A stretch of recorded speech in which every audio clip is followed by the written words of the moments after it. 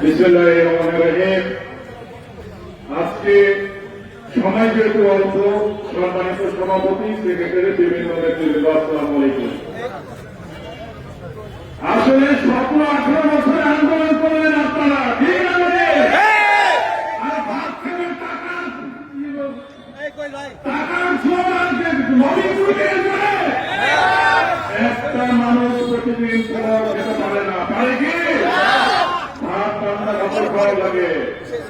আমি মহাসচিব স্যারকে বিনয়ের সাথে বলতে চাই, আপনারা যে লবণ সৃষ্টি করে হয়তো আমাদের প্রান্তীয় নেতাকে ভুল বুঝিয়ে যে আপনারা 237 জন সম্ভাব্য ক্যান্ডিডেট আপনারা ঘোষণা করেছেন, এটি অতি সত্ত্বর প্রত্যাহার করা উচিত।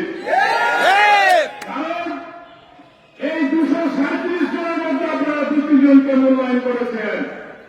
ঢাকাতে একটি মহিলাকে মূল্যায়ন করেছেন, তার ভাই খুন হয়েছে তার জন্য। তো চাপাই নবাবগঞ্জে 15 থেকে 17 জন খুন হয়েছে, তো তাদের মূল্যায়ন করেন না কেন বলেন?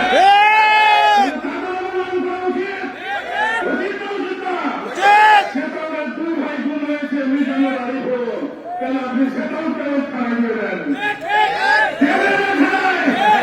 আমার নেতাকে আমি বলবো, চাপাই নবাবগঞ্জে আমাকে যে রাজনীতিতে জোর করে নিয়ে এসছে সেটা হচ্ছে রাজা পার্টি অফিসের সামনে 2টা গুলি খেয়ে মারা গেছে। আপনারা জানেন সাইদুল প্রফেসরের বেটা, তার বাবা নাই, তার মা নাই, তো রশ্মিকে দেবেন না কেন?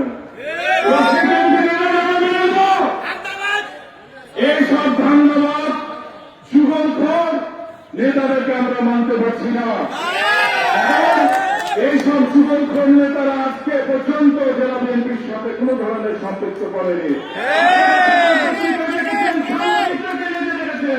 ভিডিও করে সাথে সাথে যারা ক্যান্ডিডেট রয়েছেন জেলা বিএনপির সম্মানিত সভাপতি, সেক্রেটারিদের করবে এখন পর্যন্ত যারা নমিনেশন সম্পাদক ক্যান্ডিডেট ঘোষণা করেছে তাদের সাথে কি যোগাযোগ করতে পেরেছে? আমার এখানে আরো ক্যান্ডিডেট আছে, গোলাম জাকারিয়া ভাই, চাইনিজ অফিস ভাই, প্রয়োজন হলে তাদের আপনারা ইনকোয়ারি করেন, প্রয়োজন হলে আপনি আরো দলের সদস্য থেকে দলে ইনকোয়ারি করে আপনি যদি মনে করেন যে এই দলের যোগ্য ক্যান্ডিডেট হওয়ার মতো, এমপি পরিচালনা করার মতো যোগ্যতা রাখা, আপনি তাকে এমপি দেন। কিন্তু আমরা এইসব